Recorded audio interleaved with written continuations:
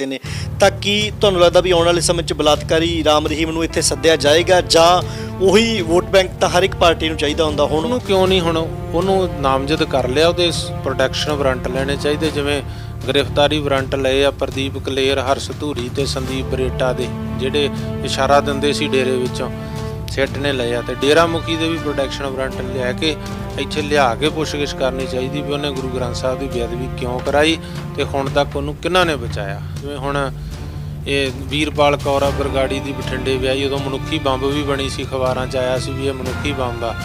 ਉਹਨੇ ਵੀ ਬਿਆਨ ਜਾਰੀ ਕੀਤਾ ਕਿ ਸ਼ਸ਼ੀਕਾਂਤ ਨੇ ਕਿਹਾ ਸੀਗਾ ਜਿਹੜੀ ਪੁਸ਼ਾਕ ਆ ਜਿਹੜੀ ਸਵਾਂਗ ਰਚਨ ਵਾਲੀ ਉਹ ਸੁਖਬੀਰ ਬਾਦਲ ਨੇ ਸਵਾ ਕੇ ਭੇਜੀ ਆ। ਇਹ ਸਾਰਾ ਕੁਝ ਜਿਹੜੀ ਪਾਪ ਦੀ ਲੰਕਾ ਖੜੀ ਕੀਤੀ ਸੀ ਨਾ, ਲੋਕਾਂ ਨੂੰ ਲੁੱਟ ਕੇ ਪਖੰਡ ਦਾ ਡੇਰਾ ਬਣਾਇਆ ਸੀ। ਮੈਂ ਸਮਝਦਾ ਵੀ ਅੱਜ ਉਹ ਪਾਪ ਦੀ ਲੰਕਾ ਢਹਿ ਢੇਰੀ ਹੋ ਰਹੀ ਹੈ, ਇਹਨਾਂ ਦਾ ਸੱਚ ਸਾਹਮਣੇ ਆ ਰਿਹਾ ਵਾ। ਇਹ ਹੁਣ ਤਰ੍ਹਾਂ ਤਰ੍ਹਾਂ ਦੀਆਂ ਚੀਕਾਂ ਮਾਰ ਰਹੇ ਕਿਉਂਕਿ ਗੁਨਾਹ ਜਿਹੜੇ ਇਹਨਾਂ ਦੇ ਬੋਲ ਰਹੇ ਆ। ਸਿਆਲ ਦੇ ਪਾਲੇ ਦਾ ਕੋਈ ਝੰਬਿਆ ਹੋਇਆ ਤਾਂ ਹੀਟਰ ਸੇਕ ਕੇ, ਅੱਗ ਸੇਕ ਕੇ, ਰਜਾਈ ਕੰਬਲ ਲੈ ਕੇ ਪਾਲਾ ਦੂਰ ਕਰ ਲੂ, ਪਰ ਜਿਨ੍ਹਾਂ ਲੋਕਾਂ ਨੂੰ ਪਾਪਾਂ ਦਾ ਕੰਬਾ ਛਿੜਦਾ ਉਹ ਤਾਂ 7 ਰਜਾਈਆਂ ਦੀ ਤਹਿ 'ਚ ਪਏ ਵੀ ਕੰਬਦੇ ਆ। ਹੁਣ ਬਾਦਲ, ਬੀਜੇਪੀ, CBI ਤੇ ਡੇਰਾ ਇਹ ਰਲ ਗਏ ਆ। ਇਹਨਾਂ ਦੇ ਰਲਣ ਕਰਕੇ ਹੁਣ ਜਿਹੜਾ ਹੈਗਾ ਉਹ ਜਾਂਚ 'ਚ ਰੁਕਾਵਟ ਖੜੀ ਕਰ ਰਹੇ। ਹੁਣ ਪੰਜਾਬ ਸਰਕਾਰ ਜਾਂ ਪੰਜਾਬ ਪੁਲਿਸ ਦੀਆਂ ਬ੍ਰੇਕਾਂ ਨਹੀਂ ਲੱਗਣੀਆਂ ਚਾਹੀਦੀਆਂ, ਇਹ ਜਾਂਚ ਇੱਥੇ ਨਹੀਂ ਰੁਕਣੀ ਚਾਹੀਦੀ ਵੀ ਇਹਨਾਂ ਤੇ ਸਮੇਟ ਦਿਓ ਕੀਤੀ ਤਾਂ ਮੋਰਚਾ ਚੁੱਕਿਆ ਗਿਆ। ਬੀਤੇ ਕੁਝ ਦਿਨ ਪਹਿਲਾਂ ਜਥੇਦਾਰ ਮਾਨ ਸਾਹਿਬ ਦਾ ਫਿਰ ਬਿਆਨ ਆਇਆ ਵੀ ਜੇ ਇਨਸਾਫ ਨਾ ਦਿੱਤਾ ਤਾਂ ਅਸੀਂ ਮੋਰਚਾ ਫਿਰ ਲਾਵਾਂਗੇ। ਤੁਹਾਨੂੰ ਕੀ ਲੱਗਦਾ ਵੀ ਮੋਰਚਾ ਮੁੜ ਤੋਂ ਏਡੀ ਇਸ ਤਰ੍ਹਾਂ ਲਾਉਣਾ ਚਾਹੀਦਾ ਕਿ ਮਾਨ ਸਾਹਿਬ ਦੁਬਾਰੇ ਕਾਮਯਾਬ ਹੋਣਗੇ, ਤੁਸੀਂ ਉਹਨਾਂ ਦਾ ਉਸੇ ਤਰ੍ਹਾਂ ਸਾਥ ਦਿਓਗੇ? ਕਿਉਂਕਿ ਇਹਦੇ ਤੋਂ ਅਸੀਂ ਵੀ ਨਿਰਾਸ਼ ਹਾਂ। ਅਸੀਂ ਵੀ ਤਾਂ ਹੀ ਉਸ ਵੇਲੇ 2 ਸਾਲਾਂ ਤੋਂ ਹੀ ਸਪਸ਼ਟੀਕਰਨ ਮੰਗ ਰਹੇ ਹਾਂ। 9 ਤਰੀਕ ਨੂੰ ਮੋਰਚਾ ਚੱਕਣ ਦਾ ਐਲਾਨ ਕੀਤਾ ਜਥੇਦਾਰ ਮੰਡ ਨੇ, ਆਪਾਂ ਉਹਨਾਂ ਨੂੰ ਫਤਿਹ ਬੁਲਾਤੀ। 11 ਨੂੰ ਹਰਮੰਦਰ ਸਾਹਿਬ ਗਏ, ਉਹ ਵੱਖਰਾ ਗਿਆ, ਆਪਾਂ ਵੱਖਰੇ ਗਏ। ਫਿਰ 15 ਨੂੰ ਜਥੇਬੰਦੀਆਂ ਭੇਜੀਆਂ ਮੇਰੇ ਕੋਲੇ, 16 ਨੂੰ ਆਪ ਆਇਆ ਗੁਰਦੁਆਰਾ ਦਾਦੂ ਸਾਹਿਬ ਜਥੇਦਾਰ ਮੰਡ ਵੀ ਸਾਥ ਦਿਓ, 20 ਤਰੀਕ ਨੂੰ ਫਤਿਹਗੜ੍ਹ ਸਾਹਿਬ ਮੀਟਿੰਗ ਰੱਖੀ। ਮੈਂ ਕਿਹਾ ਬਿਲਕੁਲ ਨਹੀਂ। ਜਥੇਦਾਰ ਸਾਹਿਬ ਬਹੁਤ ਸਾਥ ਦਿੱਤਾ ਬਰਗਾੜੀ ਬੇਅਦਬੀ ਦੇ ਇਨਸਾਫ ਲਈ, ਤੁਹਾਡਾ ਮੋਰਚੇ 'ਚ ਤੁਸੀਂ ਬਹੁਤ ਵਧੀਕੀਆਂ ਕੀਤੀਆਂ ਤਾਂ ਵੀ ਤੁਹਾਡਾ ਸਾਥ ਦਿੱਤਾ। ਅਸੀਂ ਸੰਗਤਾਂ ਦੇ ਸੱਚੇ 'ਚੋਂ 10 ਰੁਪਈਏ ਨਹੀਂ ਲਏ, ਕਿਸੇ ਨੇ ਵੀ ਦਿੱਤੇ ਮੈਨੂੰ ਅੱਜ ਤੱਕ ਕੋਈ ਦੱਸ ਦੇ ਵੀ ਅਸੀਂ ਮੋਰਚੇ 'ਚੋਂ ਜਥੇਦਾਰ ਮੰਡ ਦੱਸ ਦੇ, ਜੇ ਉਹਨੇ ਦਿੱਤੇ ਵੀ ਅਸੀਂ ਵਾਪਸ ਕਰ ਦਿੱਤੇ ਉਹਨੂੰ। ਉਹ ਸਾਹਮਣੇ ਬੈਠ ਕੇ TV ਦੇ ਉੱਤੇ ਬੈਠ ਕੇ ਮੇਰੇ ਨਾਲ ਗੱਲ ਕਰ ਲਵੇ ਜਿੱਥੇ ਮਰਜ਼ੀ ਜਥੇਦਾਰ ਮੰਡ ਤੱਕ। ਉਹਨਾਂ ਨੇ 2 ਸਾਲਾਂ 'ਚ ਮੈਨੂੰ ਇਸ ਗੱਲ ਦਾ ਜਵਾਬ ਨਹੀਂ ਦਿੱਤਾ ਕਿ ਉਹਨਾਂ ਨੂੰ ਕਾਹਲੀ ਕੀ ਸੀ, ਉਹਨਾਂ ਨੂੰ ਮਜਬੂਰੀ ਕੀ ਸੀ, ਜਾਂ ਉਹਨਾਂ ਦਾ ਸਮਝੌਤਾ ਕੀ ਹੋਇਆ ਜਥੇਦਾਰ ਮੰਡ ਸਾਹਿਬ ਦਾ। ਕਿਉਂਕਿ ਸਮਝੌਤੇ 'ਚ ਇਕੱਲਾ ਜਥੇਦਾਰ ਮੰਡ ਸੀ, ਨਾ ਕੋਈ ਜਥੇਬੰਦੀ, ਨਾ ਕੋਈ ਜਥੇਦਾਰ। ਅਸੀਂ ਜਿਹੜੇ ਪਰਛਾਵੇਂ ਵਾਂਗੂ ਨਾਲ ਸੀ, ਸਾਨੂੰ ਨਹੀਂ ਪੁੱਛਿਆ। ਜੰਗ ਦਾਦੂਵਾਲ ਜਥੇਦਾਰ ਮੰਡ ਦੇ ਲਾਏ ਮੋਰਚੇ ਦਾ ਹਿੱਸਾ ਨਹੀਂ ਬਣੂੰਗਾ। ਜਥੇਬੰਦੀਆਂ ਸੰਘਰਸ਼ ਕਰਨ, ਸੰਗਤਾਂ ਕਰਨ, ਅਸੀਂ ਕਰ ਰਹੇ ਹਾਂ, ਅਸੀਂ ਪੂਰਾ ਸਾਥ ਦਿਆਂਗੇ। ਪਰ ਜਥੇਦਾਰ ਮੰਡ ਦੀ ਅਗਵਾਈ 'ਚ ਜੇ ਕੋਈ ਲੱਗਦਾ ਤਾਂ ਉਹਦਾ 101% ਮੇਰਾ ਅੱਜ ਹੀ ਜਵਾਬ ਆ।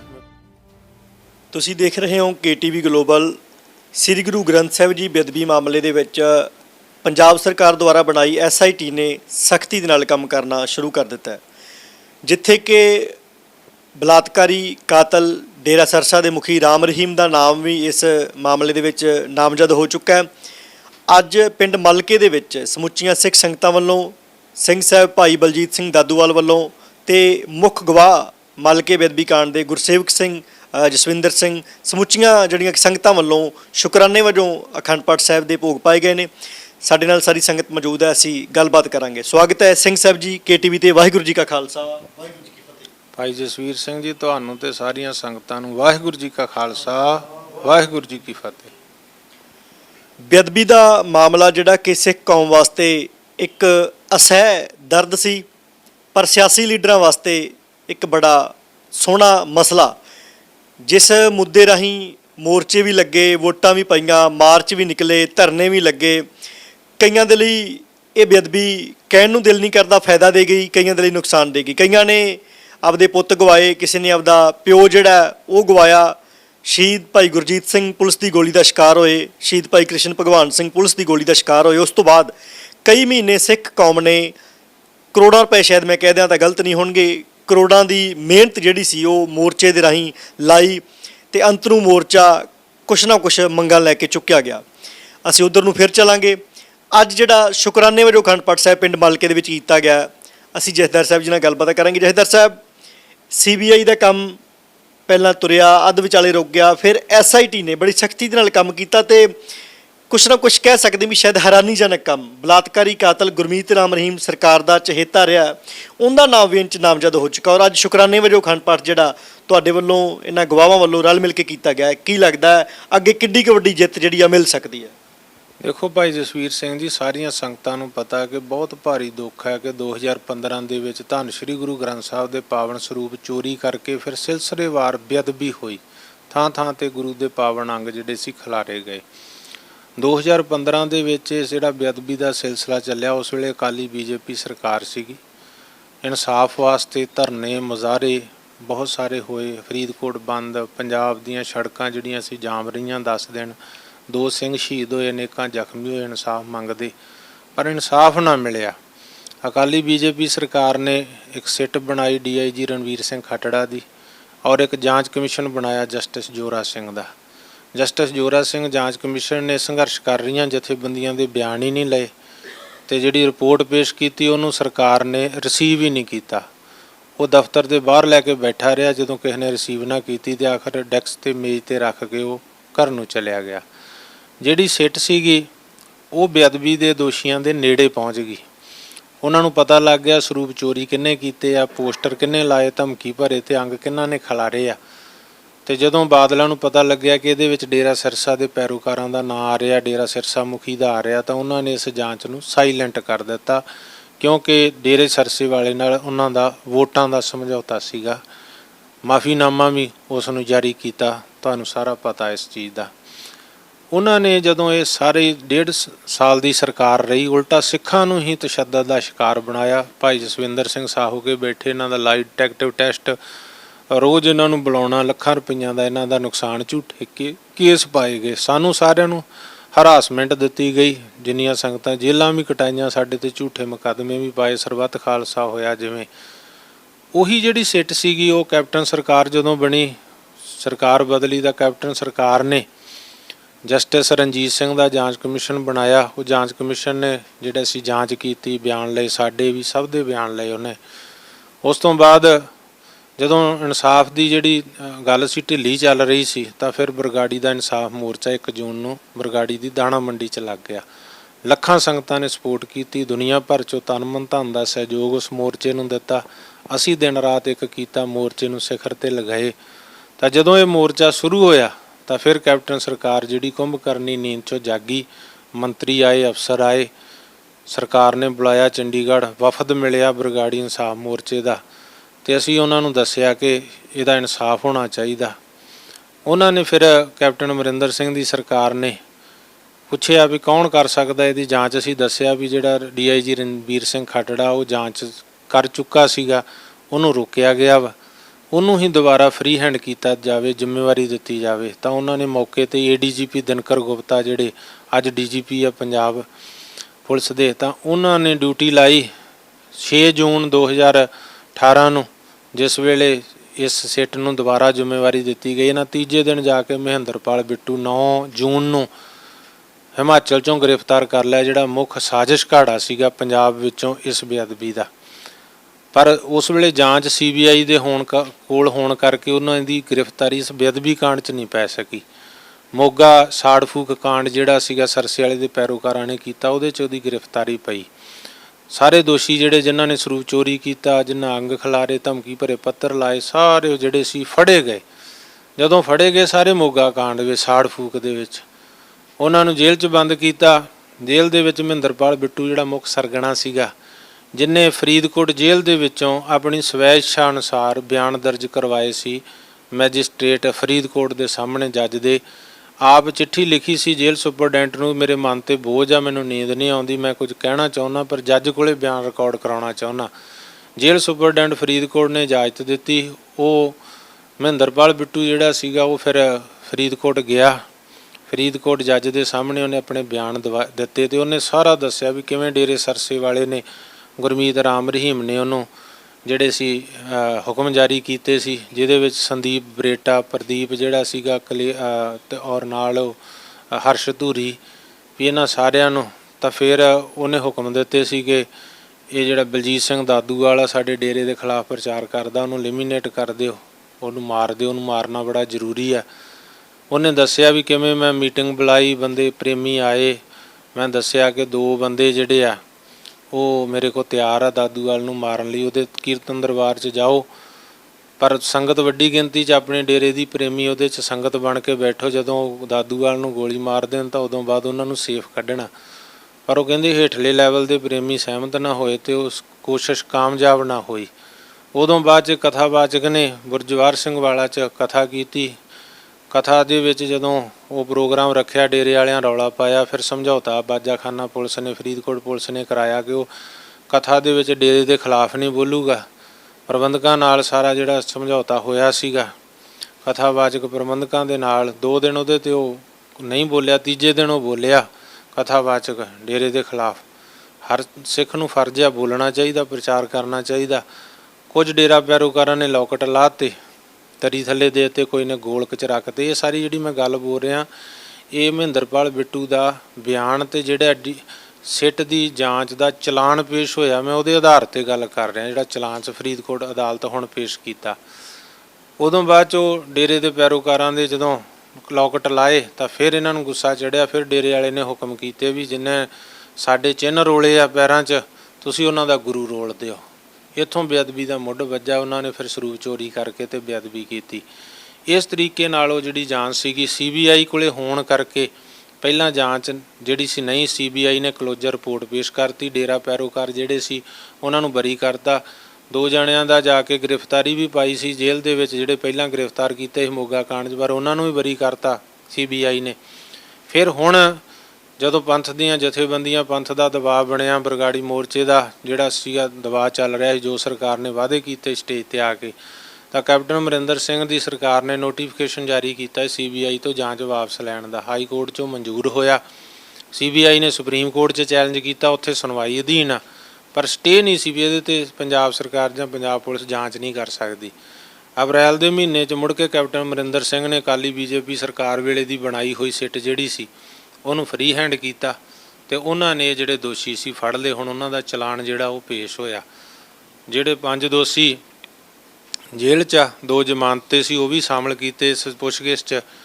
3 ਜਣਿਆਂ ਦੇ ਗ੍ਰਿਫਤਾਰੀ ਵਾਰੰਟ ਜਾਰੀ ਕੀਤੇ ਮਾਨਯੋਗ ਕੋਰਟ ਨੇ ਤੇ ਸੌਦਾ ਸਾਧ ਨੂੰ ਨਾਮਜ਼ਦ ਕੀਤਾ ਵੀ ਉਹਦੇ ਇਸ਼ਾਰੇ ਤੇ ਸਾਰਾ ਕੁਝ ਹੋਇਆ। ਸੰਗਤਾਂ 'ਚ ਖੁਸ਼ੀ ਦੀ ਲਹਿਰ ਸੀ, ਜਿਹੜੇ ਇਲਾਕੇ ਦੀਆਂ ਸੰਗਤਾਂ ਸੀ।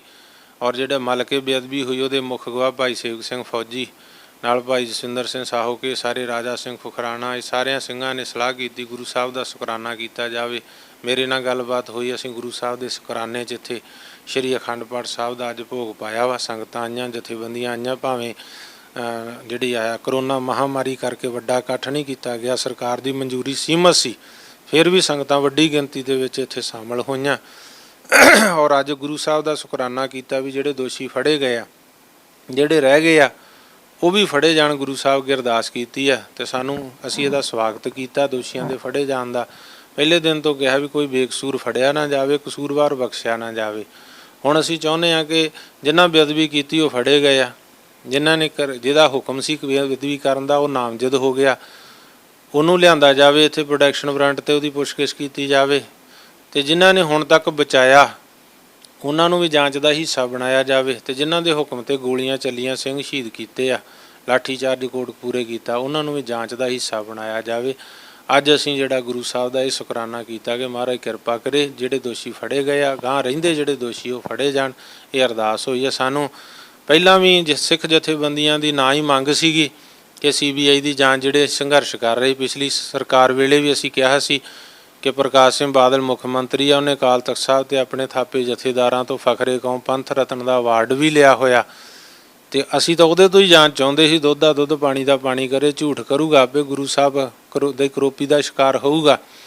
ਤੇ ਉਦੋਂ ਵੀ ਅਸੀਂ ਚਾਹੁੰਦੇ ਸੀਗੇ ਤੇ ਹੁਣ ਵੀ ਅਸੀਂ ਕਹਿੰਦੇ ਆ ਕਿ ਹੁਣ ਵੀ ਸਟੇਟ ਸਰਕਾਰ ਹੀ ਇਹਦਾ ਕਰੇ, ਕਿਉਂਕਿ CBI ਦੇ ਕੋਲ ਜਿਹੜੀ ਭਾਵੇਂ ਉਹ ਸਾਡੇ ਦੇਸ਼ ਦੀ ਵੱਡੀ ਜਾਂਚ ਏਜੰਸੀ ਆ ਭਾਰਤ ਦੀ, ਪਰ ਇਸ ਕੇਸ ਦੇ ਵਿੱਚ ਉਹਨਾਂ ਨੇ ਡੱਕਾ ਨਹੀਂ ਤੋੜਿਆ, ਕੋਈ ਇਨਸਾਫ ਨਹੀਂ ਦਿੱਤਾ। ਇਸ ਕਰਕੇ ਕੱਲ੍ਹ ਵੀ ਮੁਜ਼ਾਹਰਾ ਹੋਇਆ ਬਰਗਾੜੀ ਦੇ ਵਿੱਚ ਸਿੱਖ ਜਥੇਬੰਦੀਆਂ ਵੱਲੋਂ ਕੀਤਾ ਤੇ ਅੱਜ ਵੀ ਇਹ ਸ਼ੁਕਰਾਨਾ ਸਮਾਗਮ ਇਸੇ ਕਰਕੇ ਆ ਕਿ ਭਾਰਤ ਸਰਕਾਰ CBI ਨੂੰ ਵਾਪਸ ਕਰੇ ਤੇ ਸਟੇਟ ਸਰਕਾਰ ਜਿਹੜੀ ਸਟੇਟ ਪੁਲਿਸ ਆ ਉਹ ਜਾਂਚ ਨੂੰ ਅਗਾਂਹ ਤੋਰੇ ਤੇ ਦੁੱਧ ਦਾ ਦੁੱਧ ਤੇ ਪਾਣੀ ਦਾ ਪਾਣੀ ਕਰੇ।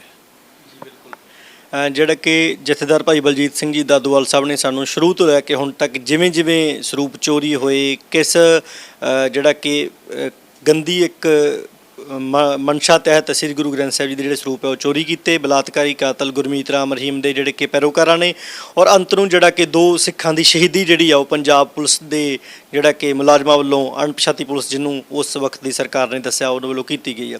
ਤਾਂ ਹੁਣ ਜਿਹੜੀ ਗੱਲ ਇੱਥੇ ਖਲੋ ਗਈ ਆ ਕਿ SIT ਸਖਤੀ ਦੇ ਨਾਲ ਕੰਮ ਕਰ ਰਹੀ ਹੈ, ਜਿਹੜਾ ਕਿ ਸ਼ੁਰੂ ਤੋਂ ਲੈ ਕੇ ਕਰ ਦੇਣਾ ਚਾਹੀਦਾ ਸੀਗਾ, ਕਿਉਂਕਿ 5 ਸਾਲ ਬੜੀ ਇੱਕ ਛੋਟੀ ਜੀ ਜਿਹੜੀ ਜਾਂਚ ਕਹਿ ਸਕਦੇ ਹਾਂ। ਛੋਟੀ ਜਾਂਚ ਇਸ ਕਰਕੇ ਸੀ ਕਿ ਕੁਝ ਥੋੜ੍ਹੇ ਦਿਨਾਂ ਦੇ ਵਿੱਚ ਹੋਇਆ ਸੀਗਾ, ਸਪਸ਼ਟ ਤੌਰ ਤੇ ਪੋਸਟਰ ਲਾਏ ਗਏ ਸੀ ਵੀ ਅਸੀਂ ਇਹ ਕੰਮ ਕਰਾਂਗੇ, ਸਪਸ਼ਟ ਤੌਰ ਤੇ ਸੋਸ਼ਲ ਮੀਡੀਆ ਦੇ ਉੱਤੇ ਜਿਹੜਾ ਕਿ ਬਲਾਤਕਾਰੀ ਕਾਤਲ ਰਾਮ ਰਹੀਮ ਦੇ ਚੇਲਿਆਂ ਵੱਲੋਂ ਇਹ ਧਮਕੀਆਂ ਲਿਖੀਆਂ ਜਾਂਦੀਆਂ ਸੀ, ਕਿਉਂਕਿ ਉਸ ਵਕਤ ਦੀ ਜਿਹੜੀ ਸਰਕਾਰ ਸੀ ਵੋਟਾਂ ਦੇ ਲਾਲਚ ਵਿੱਚ ਆ ਕੇ ਉਹਨਾਂ ਦਾ ਜਿਹੜਾ ਸਾਥ ਦਿੰਦੀ ਸੀ।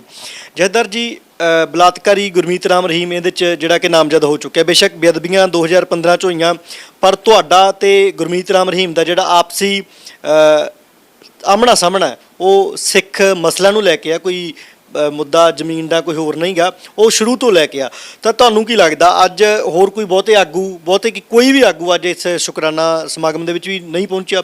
ਬੇਸ਼ੱਕ ਉਹ ਤੁਹਾਡੇ ਨਾਲ ਹੀ ਚੁਣੇ ਗਏ ਸਰਬੱਤ ਖਾਲਸਾ ਦੇ ਜਥੇਦਾਰ ਭਾਈ ਧਿਆਨ ਸਿੰਘ ਜੀ ਮੰਡ ਜਾਂ ਬਾਕੀ ਆਗੂ ਹੋਣ, ਜਾਂ ਉਹ ਸਾਰੇ ਆਗੂ ਜਿਹੜੇ ਵੱਡੇ ਵੱਡੇ ਕਾਫਲੇ ਲੈ ਕੇ ਬਰਗਾੜੀ ਮੋਰਚੇ 'ਚ ਆਉਂਦੇ ਸੀ ਜਾਂ ਉਹਨਾਂ ਧਰਨਿਆਂ 'ਚ ਬੈਠਦੇ ਸੀ, ਖਾਸ ਕਰਕੇ ਕੋਟਕਪੂਰੇ ਵਾਲਾ ਜਿਹੜਾ ਬੱਤੀਆਂ ਵਾਲਾ ਚੌਂਕ 'ਚ ਸਭ ਤੋਂ ਪਹਿਲਾਂ ਧਰਨਾ ਜਿਹੜਾ ਲੱਗਿਆ ਉਹ ਤੁਹਾਡੇ ਤੋਂ ਵੀ ਪਹਿਲਾਂ ਉੱਥੇ ਪਹੁੰਚ ਗਏ ਸੀ, ਮਤਲਬ ਉਹ ਅੱਜ ਇੱਥੇ ਨਹੀਂ ਆਏ, ਹਾਲਾਂਕਿ ਉਸ ਤੋਂ ਬਾਅਦ ਹੀ ਨਹੀਂ ਆਏ। ਕੀ ਗੱਲ ਵੀ ਉਹ ਭੁੱਲ ਗਏ ਆ ਜਾਂ ਉਹ ਤੁਹਾਡੇ ਕਰਕੇ ਨਹੀਂ ਆ ਰਹੇ, ਜਾਂ ਸਰਕਾਰ, ਤੁਹਾਨੂੰ ਕੀ ਲੱਗਦਾ, ਤੁਹਾਡੇ ਨਿੱਜੀ ਵਿਚਾਰ ਇਹਦੇ ਤੇ ਕੀ ਹੈ? ਦੇਖੋ, ਜਿਨ੍ਹਾਂ ਨੇ ਕੋਟਕਪੂਰੇ 'ਚ ਧਰਨਾ ਸ਼ੁਰੂ ਕੀਤਾ ਸੀਗਾ, ਅਸੀਂ ਤਾਂ ਉਹਨਾਂ ਦਾ ਪੂਰਾ ਸਮਰਥਨ ਉਦੋਂ ਕੀਤਾ ਸੀਗਾ, ਪਰ ਉਹ ਭੱਜ ਗਏ, ਮੁੜ ਕੇ ਨਾ ਬਰਗਾੜੀ ਆਏ ਨਾ ਕੋਟਕਪੂਰੇ ਆਏ। ਅਸੀਂ ਉਹਨਾਂ ਦਾ ਪੂਰਾ ਸਾਥ ਦਿੱਤਾ। ਜਿਨ੍ਹਾਂ ਨੇ ਸੰਘਰਸ਼ ਕੀਤਾ ਜਾਂ ਜਥੇਦਾਰਾਂ ਦੀ ਗੱਲ, ਜਥੇਦਾਰ ਭਾਈ ਮਰੀਜ਼ ਸਿੰਘ ਜਨਾਲਾ ਵੱਲੋਂ ਅੱਜ ਆਪਣਾ ਜਥਾ ਭੇਜਿਆ ਗਿਆ ਸੀ, ਭਾਈ ਮਨਪ੍ਰੀਤ ਸਿੰਘ ਜਨਾਲਾ ਸਾਥੀਆਂ ਸਮੇਤ ਆਏ ਸੀਗੇ। ਜਥੇਦਾਰ ਮੰਡ ਜਿਹੜੇ ਉਹ ਕਿਉਂ ਨਹੀਂ ਆਏ ਉਹੀ ਦੱਸ ਸਕਦੇ ਆ, ਪਰ ਇੱਥੋਂ ਜਿਹੜਾ ਸੱਦਾ ਵੀ ਸੀਗਾ ਜਥੇਬੰਦੀਆਂ ਨੂੰ, ਸਗੋਂ ਬੇਨਤੀ ਕੀਤੀ ਗਈ, ਮੈਂ ਵੀ ਖੁਦ ਬੇਨਤੀ ਲਾਈਵ ਕੀਤੀ ਸੀਗੀ ਆਪਣੇ ਫੇਸਬੁੱਕ ਪੇਜ ਤੇ ਵੀ, TV ਚੈਨਲਾਂ ਤੇ ਵੀ, ਕਿ ਜਿਹੜੀ ਸਰਕਾਰ ਨੇ ਕੋਵਿਡ-19 ਕਰਕੇ, ਕਰੋਨਾ ਮਹਾਮਾਰੀ ਕਰਕੇ ਮਨਜ਼ੂਰੀ ਸਿਰਫ 20 ਜਣਿਆਂ ਦੀ ਦਿੱਤੀ ਸੀ, ਇਕੱਤਰਤਾ ਦੀ, ਕਿਉਂਕਿ ਹੁਣ ਉਹਨਾਂ ਨੇ ਵਿਆਹ 'ਚ ਵੀ 30 ਬੰਦੇ ਜਿਹੜੇ ਹੈਗੇ ਆ, ਇਕੱਠ ਦੀ 20 ਬੰਦਿਆਂ ਤੋਂ ਵੱਧ ਮਨਜ਼ੂਰੀ ਨਹੀਂ, ਜੋ DC ਪਹਿਲਾਂ ਤਾਂ ਉਹ ਕਰਨ ਹੀ ਨਹੀਂ ਸੀ ਦਿੰਦੇ, ਫਿਰ ਜਿਹੜੀ ਪਰਮਿਸ਼ਨ DC ਨੇ ਕੀਤੀ 20 ਜਣਿਆਂ ਦੀ ਜਾਰੀ ਕੀਤੀ, ਪਰ ਫਿਰ ਵੀ 200-300 ਆਦਮੀ ਜਿਹੜਾ ਸੀਗਾ ਇੱਥੇ ਪਹੁੰਚਿਆ ਹੋਇਆ ਸੀ, ਅੰਦਰ ਬਾਹਰ ਤੁਸੀਂ ਦੇਖਿਆ ਸੰਗਤਾਂ ਜਿਹੜੀਆਂ ਸੀ, ਫਿਰ ਵੀ ਜਥੇਬੰਦੀਆਂ ਦੇ ਆਗੂ ਬਿਨਾਂ ਸੱਦੇ ਤੋਂ, ਸੱਦਾ ਵੀ ਨਹੀਂ ਦਿੱਤਾ, ਆਪਣਾ ਫਰਜ਼ ਸਮਝਦੇ ਸ਼੍ਰੋਮਣੀ ਅਕਾਲੀ ਦਲ ਅੰਮ੍ਰਿਤਸਰ ਵੱਲੋਂ ਭਾਈ ਜਸਕਰਨ ਸਿੰਘ ਕਾਹਨ ਸਿੰਘ ਵਾਲਾ ਸਾਥੀਆਂ ਸਮੇਤ ਆਏ ਸੀ। ਯੂਨਾਈਟਿਡ ਅਕਾਲੀ ਦਲ ਦੇ ਪ੍ਰਧਾਨ ਜਿਹੜੇ ਆ ਭਾਈ ਗੁਰਦੀਪ ਸਿੰਘ ਬਠਿੰਡਾ, ਉਹ ਸਾਥੀਆਂ ਸਮੇਤ ਆਏ ਸੀਗੇ।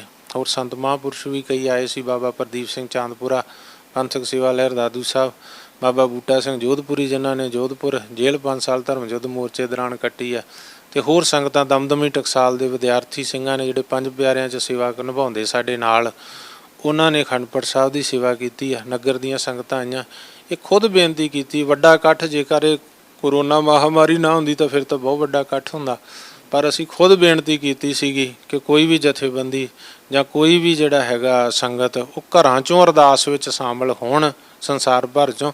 ਇੱਥੇ ਆਉਣ ਦੀ ਕਿਰਪਾਲਤਾ ਤੁਸੀਂ ਵੀ ਦੇਖਿਆ, ਫੋਰਸ ਕਿੱਡੀ ਵੱਡੀ ਗਿਣਤੀ 'ਚ ਲੱਗੀ ਹੋਈ ਸੀ, ਔਰ ਬਹੁਤ ਥਾਵਾਂ 'ਤੇ ਪਰਚੇ ਵੀ ਦਰਜ ਹੋਏ ਆ ਜਿੱਥੇ ਵੱਡੇ ਇਕੱਠ ਹੋਏ ਆ।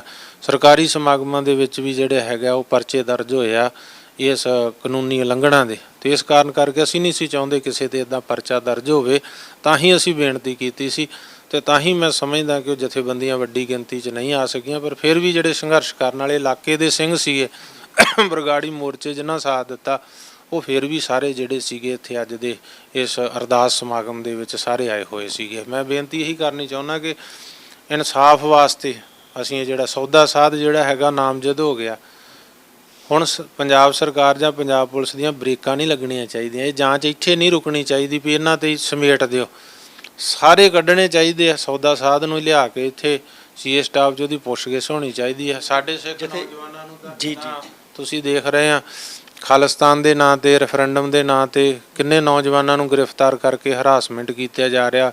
ਜਿਹੜਾ ਜਵਾਪਾ ਦਾ ਕਾਨੂੰਨ ਆ UAPA ਉਹਨਾਂ 'ਤੇ ਲਾ ਕੇ, ਜਾਂ ਪਹਿਲਾਂ ਦੇਸ਼ ਧਰੋਹ ਲਾਉਂਦੇ ਸੀ, ਇਹੋ ਜਿਹੀਆਂ ਸਖਤ ਧਾਰਾਵਾਂ ਲਾ ਕੇ ਸਾਡੇ ਸਿੱਖ ਨੌਜਵਾਨਾਂ ਤਾਂ ਧੱਕੇਸ਼ਾਹੀ ਕੀਤੀ ਜਾਂਦੀ ਹੈ, ਬੇਕਸੂਰਾਂ ਨੂੰ ਜੇਲ੍ਹਾਂ 'ਚ ਡੱਕਿਆ ਜਾਂਦਾ, ਜਿਨ੍ਹਾਂ ਨੂੰ ਤੁਰੰਤ ਰਿਹਾ ਕਰਨਾ ਚਾਹੀਦਾ। ਪਰ ਦੂਜੇ ਪਾਸੇ ਜਿਹੜਾ ਸਰਸੇ ਵਾਲਾ ਵਾ, ਉਹਨੂੰ ਕਿਉਂ ਨਹੀਂ ਹੁਣ ਉਹਨੂੰ ਨਾਮਜ਼ਦ ਕਰ ਲਿਆ, ਉਹਦੇ ਪ੍ਰੋਡਕਸ਼ਨ ਵਾਰੰਟ ਲੈਣੇ ਚਾਹੀਦੇ। ਜਿਵੇਂ ਗ੍ਰਿਫਤਾਰੀ ਵਾਰੰਟ ਲਏ ਆ ਪ੍ਰਦੀਪ ਕਲੇਰ, ਹਰਸ਼ ਧੂਰੀ ਤੇ ਸੰਦੀਪ ਬਰੇਟਾ ਦੇ, ਜਿਹੜੇ ਇਸ਼ਾਰਾ ਦਿੰਦੇ ਸੀ ਡੇਰੇ ਵਿੱਚੋਂ, ਸਿੱਟ ਨੇ ਲਏ ਆ। ਤੇ ਡੇਰਾ ਮੁਖੀ ਦੇ ਵੀ ਪ੍ਰੋਡਕਸ਼ਨ ਵਾਰੰਟ ਲੈ ਕੇ ਇੱਥੇ ਲਿਆ ਕੇ ਪੁੱਛਗਿੱਛ ਕਰਨੀ ਚਾਹੀਦੀ ਵੀ ਉਹਨੇ ਗੁਰੂ ਗ੍ਰੰਥ ਸਾਹਿਬ ਦੀ ਬੇਅਦਬੀ ਕਿਉਂ ਕਰਾਈ ਤੇ ਹੁਣ ਤੱਕ ਉਹਨੂੰ ਕਿਹਨਾਂ ਨੇ ਬਚਾਇਆ। ਬਿਲਕੁਲ, ਕਿਉਂਕਿ ਜਥੇਦਾਰ ਜੀ ਬਹੁਤ ਸਾਰੇ ਕੇਸਾਂ ਦੇ ਵਿੱਚ ਵਿਦੇਸ਼ਾਂ ਤੋਂ ਵੀ ਜਿਹੜਾ ਕਿ ਮੁਲਜ਼ਮ ਆ ਉਹ ਸਰਕਾਰ ਬੁਲਾ ਸਕਦੀ ਹੈ, ਸਰਕਾਰ ਕੋਲ ਤਾਕਤ ਹੈ, ਔਰ ਪੰਜਾਬ ਸਰਕਾਰ ਕੋਲ ਵੀ ਤਾਕਤ ਹੈ।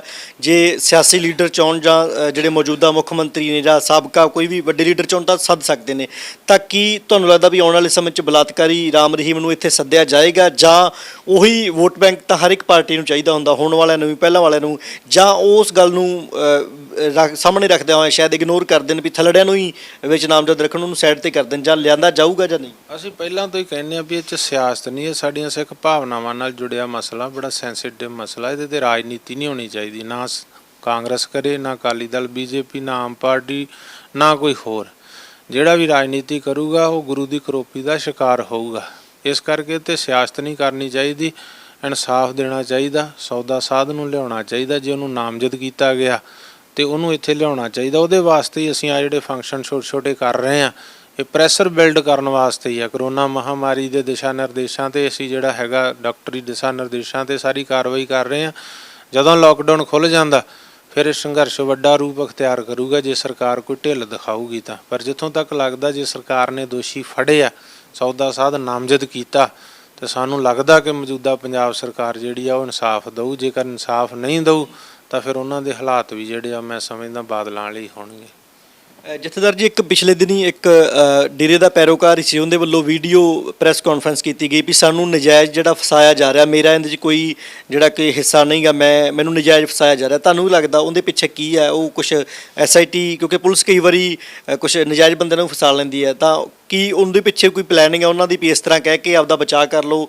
ਕਿ ਕੀ ਲੱਗਦਾ ਜੋ CBI ਵੀ ਇੱਕ ਪਾਸੇ ਕਿਉਂਕਿ ਕਾਹਲੀ ਪੈ ਗਈ ਹੈ ਵੀ ਅਸੀਂ ਕੰਮ ਕਰਾਂਗੇ, CBI ਨੇ ਪਹਿਲਾਂ ਕਲੋਜ਼ਰ ਰਿਪੋਰਟ ਦੇ ਦਿੱਤੀ ਸੀ ਵੀ ਕੁਝ ਵੀ ਨਹੀਂ ਨਿਕਲਿਆ ਇਹਦੇ 'ਚੋਂ, ਇੱਥੇ ਕੀ ਲੱਗਦਾ ਵੀ ਸ਼ਾਇਦ ਕਿਤੇ ਨਾ ਕਿਤੇ ਅੰਦਰ ਖਾਤੇ, ਕਿਉਂਕਿ ਉਹ ਇੱਕ ਬੜੀ ਵੱਡੀ ਸਲਤਨਤ ਹੈ ਡੇਰੇ ਦੀ, ਉਹਨਾਂ ਦੇ ਹੱਥ ਤੁਹਾਨੂੰ ਵੀ ਪਤਾ ਬੜੇ ਤਾਂ ਤੱਕ ਨੇ। ਜਿੱਥੋਂ ਤੱਕ ਲੱਗ ਰਿਹਾ CBI ਕਾਹਲੀ ਕੋਈ ਇਨਸਾਫ ਦੇਣ ਵਾਸਤੇ ਨਹੀਂ ਪਈ।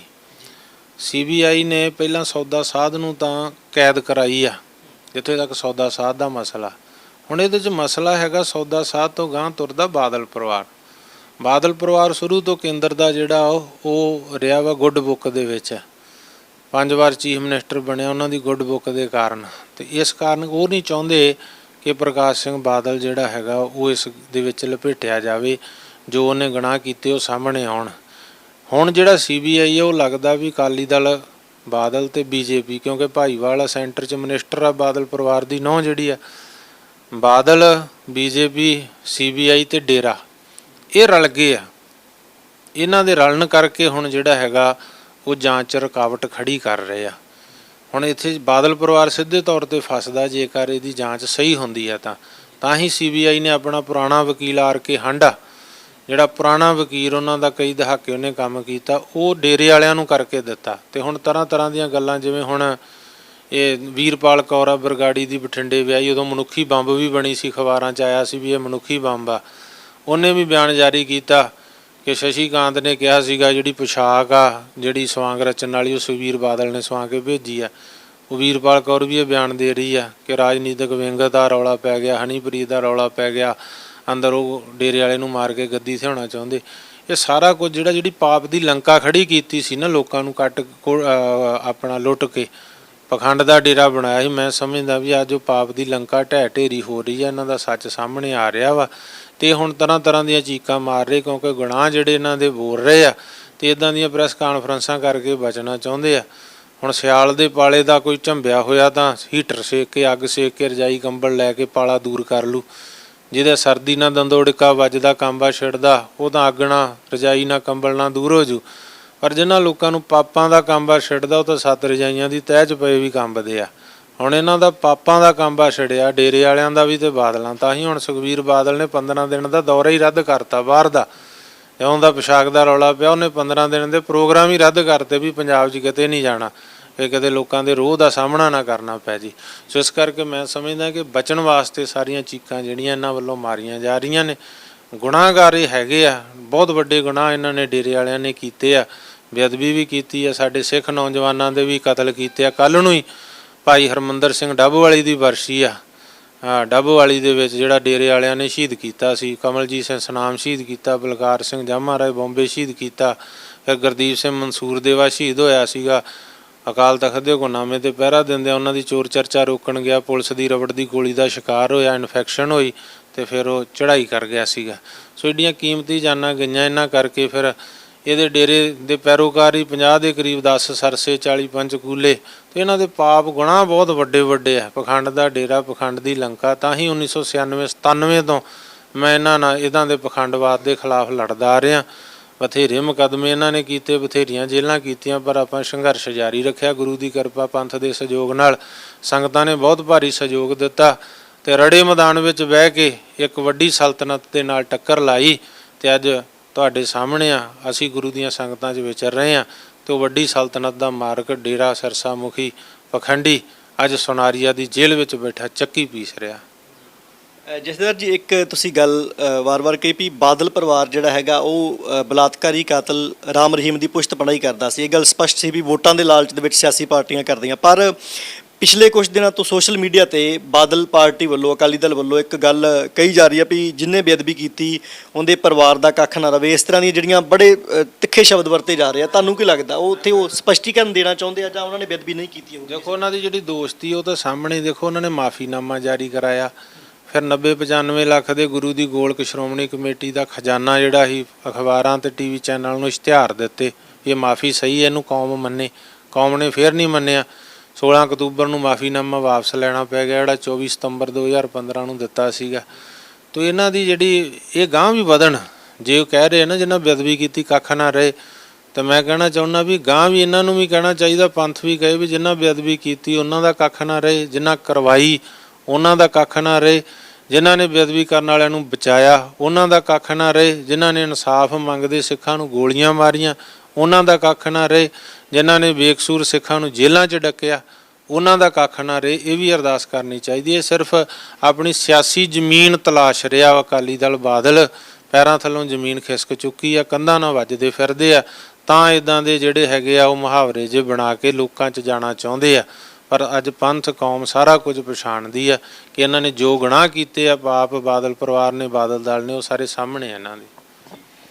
ਜਾਂਦੇ ਮੋਰਚਾ ਚੁੱਕਿਆ ਗਿਆ ਜੀ, ਤੁਸੀਂ ਵੀ ਵਿੱਚ ਸੀ ਮੋਰਚੇ ਦੇ ਵਿੱਚ, ਲਾਉਣ ਵੇਲੇ ਵੀ ਸੀ। ਭਾਈ ਧਿਆਨ ਸਿੰਘ ਜੀ ਮੰਡ ਨੇ ਜਿਹੜਾ ਅਗਵਾਈ ਕੀਤੀ ਤਾਂ ਮੋਰਚਾ ਚੁੱਕਿਆ ਗਿਆ। ਬੀਤੇ ਕੁਝ ਦਿਨ ਪਹਿਲਾਂ ਜਥੇਦਾਰ ਮੰਡ ਸਾਹਿਬ ਦਾ ਫਿਰ ਬਿਆਨ ਆਇਆ ਵੀ ਜੇ ਇਨਸਾਫ ਨਾ ਦਿੱਤਾ ਤਾਂ ਅਸੀਂ ਮੋਰਚਾ ਫਿਰ ਲਾਵਾਂਗੇ। ਤੁਹਾਨੂੰ ਕੀ ਲੱਗਦਾ ਵੀ ਮੋਰਚਾ ਮੁੜ ਤੋਂ ਏਡੀ ਇਸ ਤਰ੍ਹਾਂ ਲਾਉਣਾ ਚਾਹੀਦਾ? ਕੀ ਮੰਡ ਸਾਹਿਬ ਦੁਬਾਰੇ ਕਾਮਯਾਬ ਹੋਣਗੇ? ਤੁਸੀਂ ਉਹਨਾਂ ਦਾ ਉਸੇ ਤਰ੍ਹਾਂ ਸਾਥ ਦਿਓਗੇ? ਕਿਉਂਕਿ ਬਹੁਤ ਸਾਰੀਆਂ ਗੱਲਾਂ ਮਨ ਮੁਟਾਵ ਜਿਹੜੀਆਂ ਗੱਲਾਂ ਸਾਹਮਣੇ ਆਈਆਂ ਵੀ ਤੁਹਾਨੂੰ ਬਿਨਾਂ ਪੁੱਛੇ ਚੁੱਕਿਆ, ਕਈ ਥਾਵਾਂ ਤੇ ਇਹ ਵੀ ਅਫਵਾਹਾਂ ਆਈਆਂ ਵੀ ਪੈਸੇ ਦਾ ਰੌਲਾ ਪਿਆ ਸੀ, ਕਈ ਥਾਂ ਤੇ ਆਈ ਵੀ ਉਹਨੇ ਕਾਂਗਰਸ ਨਾਲ ਗੱਲ ਕਰ ਲਈ ਸੀ, ਕਿਸੇ ਲਾਲਚ ਚੁੱਕਿਆ ਗਿਆ। ਬਹੁਤ ਸਾਰੀਆਂ ਗੱਲਾਂ ਸਾਹਮਣੇ ਆਈਆਂ ਤੇ ਸਿੱਖ ਸੰਗਤ ਨਿਰਾਸ਼ ਆ ਮੋਰਚਾ ਚੁੱਕਣ ਤੋਂ, ਇਹ ਤਾਂ ਸਪਸ਼ਟ ਹੀ ਹੈ। ਦੇਖੋ, ਇਹਦੇ ਤੋਂ ਅਸੀਂ ਵੀ ਨਿਰਾਸ਼ ਹਾਂ। ਅਸੀਂ ਵੀ ਤਾਂ ਹੀ ਉਸ ਵੇਲੇ 2 ਸਾਲਾਂ ਤੋਂ ਹੀ ਸਪਸ਼ਟੀਕਰਨ ਮੰਗ ਰਹੇ ਹਾਂ। 9 ਤਰੀਕ ਨੂੰ ਮੋਰਚਾ ਚੱਕਣ ਦਾ ਐਲਾਨ ਕੀਤਾ ਜਥੇਦਾਰ ਮੰਡ ਨੇ, ਆਪਾਂ ਉਹਨਾਂ ਨੂੰ ਫਤਿਹ ਬੁਲਾਤੀ। 11 ਨੂੰ ਹਰਮੰਦਰ ਸਾਹਿਬ ਗਏ, ਉਹ ਵੱਖਰਾ ਗਿਆ, ਆਪਾਂ ਵੱਖਰੇ ਗਏ। ਫਿਰ 15 ਨੂੰ ਜਥੇਬੰਦੀਆਂ ਭੇਜੀਆਂ ਮੇਰੇ ਕੋਲੇ, 16 ਨੂੰ ਆਪ ਆਇਆ ਗੁਰਦੁਆਰਾ ਦਾਦੂ ਸਾਹਿਬ ਜਥੇਦਾਰ ਮੰਡ ਵੀ ਸਾਥ ਦਿਓ, 20 ਤਰੀਕ ਨੂੰ ਫਤਿਹਗੜ੍ਹ ਸਾਹਿਬ ਮੀਟਿੰਗ ਰੱਖੀ। ਮੈਂ ਕਿਹਾ ਬਿਲਕੁਲ ਨਹੀਂ ਜਥੇਦਾਰ ਸਾਹਿਬ, ਬਹੁਤ ਸਾਥ ਦਿੱਤਾ ਬਰਗਾੜੀ ਬੇਅਦਬੀ ਦੇ ਇਨਸਾਫ ਲਈ। ਤੁਹਾਡਾ ਮੋਰਚੇ 'ਚ ਤੁਸੀਂ ਬਹੁਤ ਵਧੀਕੀਆਂ ਕੀਤੀਆਂ ਤਾਂ ਵੀ ਤੁਹਾਡਾ ਸਾਥ ਦਿੱਤਾ।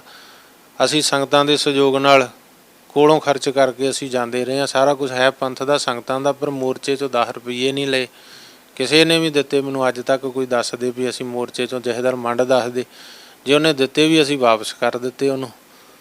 ਉਹ ਸਾਹਮਣੇ ਬੈਠ ਕੇ ਟੀਵੀ ਦੇ ਉੱਤੇ ਬੈਠ ਕੇ ਮੇਰੇ ਨਾਲ ਗੱਲ ਕਰ ਲਵੇ ਜਿੱਥੇ ਮਰਜ਼ੀ ਜਥੇਦਾਰ ਮੰਡ। ਸੋ ਇਸ ਕਰਕੇ ਮੈਂ ਕਹਿਣਾ ਚਾਹੁੰਦਾ, ਜੇ ਅਲਟੀਮੇਟਮ ਦੇਣਾ ਸੀ ਮੋਰਚਾ ਲਾਉਣ ਦਾ ਤੇ ਉਦਣ 9 ਨੂੰ ਦੇਣਾ ਸੀ। ਉਦਣ ਮਹੀਨੇ ਦਾ, 2 ਮਹੀਨੇ, 4 ਮਹੀਨੇ ਦਾ ਅਲਟੀਮੇਟਮ ਉਦਣ ਦਿੰਦੇ ਵੀ ਜੇ ਇਨਸਾਫ ਨਾ ਦਿੱਤਾ ਮੋਰਚਾ ਲਾਵਾਂਗੇ। ਅੱਜ ਤਾਂ ਮੈਂ ਸਮਝਦਾ ਡਰਾਮੇ ਆ, ਜਥੇਦਾਰ ਮੰਡ ਨੂੰ ਨਹੀਂ ਕਰਨੇ ਚਾਹੀਦੇ। ਰਹੀ ਗੱਲ ਸਾਥ ਦੇਣ ਦੀ, ਮੈਂ ਉਦੋਂ ਵੀ ਸਵਾਲ ਕੀਤਾ ਜਦੋਂ 16 ਨੂੰ ਮੇਰੇ ਕੋਲੇ ਗਏ ਸੀ 2018 'ਚ, ਤਾਂ ਮੈਂ ਕਿਹਾ ਸੀ ਜਥੇਦਾਰ ਸਾਹਿਬ ਮੈਨੂੰ 3 ਗੱਲਾਂ ਦਾ ਸਵਾਲਾਂ ਦਾ ਜਵਾਬ ਦੇ ਦਿਓ, ਮੈਂ ਤੁਹਾਡਾ ਸਹਿਯੋਗ ਕਰ ਦੂੰਗਾ। ਵੀ ਤੁਹਾਨੂੰ ਮੋਰਚਾ ਚੁੱਕਣ ਦੀ ਕਾਹਲੀ ਕੀ ਸੀਗੀ, ਜਾਂ ਤੁਹਾਡੀ ਮਜਬੂਰੀ ਕੀ ਸੀ, ਜਾਂ ਤੁਹਾਡਾ ਸਮਝੌਤਾ ਕੀ ਹੋਇਆ ਸਰਕਾਰ ਨਾਲ, ਸਾਡੀ ਤਸੱਲੀ ਕਰਾ ਦਿਓ।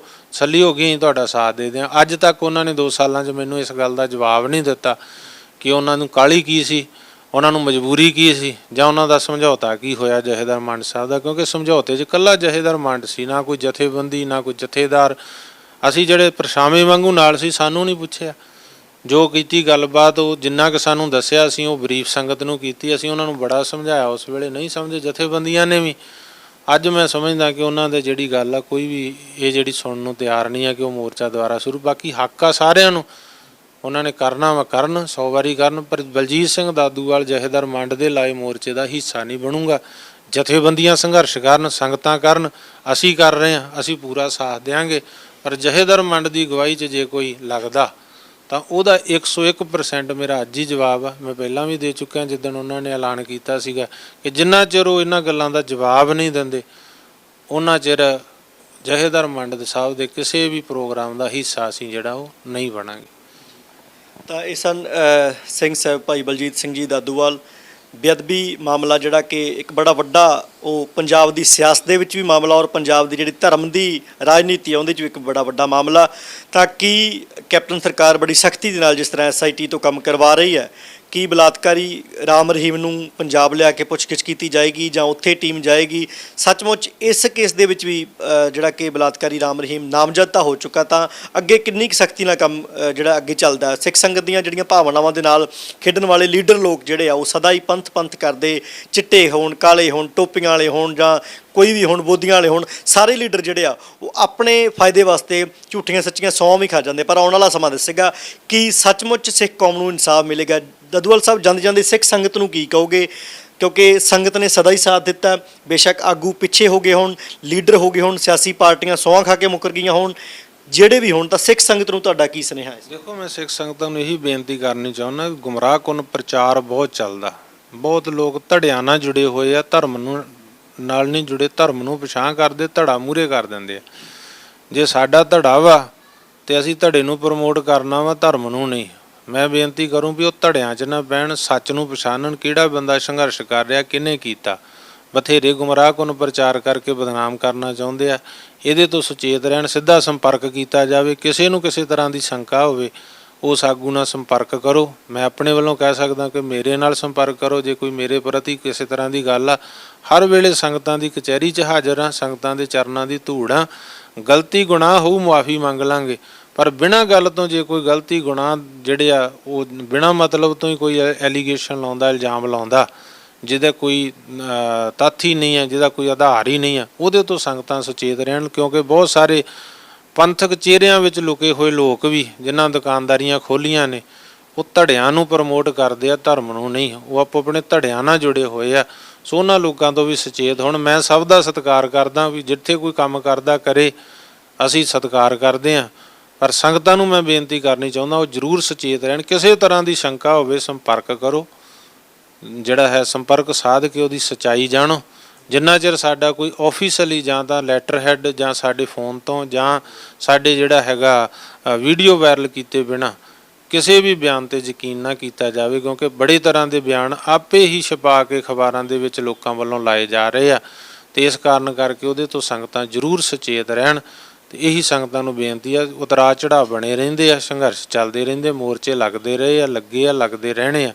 ਇਨਸਾਫ ਦੀ ਲੜਾਈ ਜਾਰੀ ਆ। ਜਿੰਨਾ ਚਿਰ ਕੌਮ ਗੁਲਾਮ ਆ ਉਹਨਾਂ ਚਿਰ ਇਸ ਤਰ੍ਹਾਂ ਹੀ ਜਿਹੜਾ ਚੱਲੀ ਜਾਣਾ। ਜਿੰਨਾ ਚਿਰ ਕੌਮ ਸਿੱਖ ਰਾਜ ਸਥਾਪਿਤ ਨਹੀਂ ਹੁੰਦਾ ਉਹਨਾਂ ਚਿਰ ਇਸੇ ਤਰੀਕੇ ਦੇ ਨਾਲ ਹੀ ਸਾਰੀਆਂ ਗੱਲਾਂ ਚੱਲਣੀਆਂ। ਉਤਰਾਅ ਚੜ੍ਹਾਅ ਬਣੇ ਰਹਿਣੇ ਆ। ਇਹ ਪਾਟੋ ਧਾੜ ਵੀ ਸਾਰੀ, ਪਰ ਏਕਤਾ ਬਹੁਤ ਚੰਗੀ ਗੱਲ ਆ ਅਤੇ ਸਾਰਿਆਂ ਨੂੰ ਬੇਨਤੀ ਆ, ਅਪੀਲ ਆ। ਪਰ ਜਿਹੜੇ ਇਸ ਤਰ੍ਹਾਂ ਦੇ ਬੰਦੇ ਆ ਜਿਨ੍ਹਾਂ ਨੇ ਸਾਰਾ ਖੂਹ ਖਾਤੇ ਸਿੱਟਿਆ, ਉਹਨਾਂ ਨਾਲ ਏਕਤਾ ਕੀਤੀ ਵੀ ਨਹੀਂ ਜਾ ਸਕਦੀ। ਜਿਹੜੇ ਬੇਵਿਸ਼ਵਾਸੀ ਵਾਲੇ ਆ ਉਹਨਾਂ ਨਾਲ ਏਕਤਾ ਵੀ ਨਹੀਂ ਕੀਤੀ ਜਾ ਸਕਦੀ।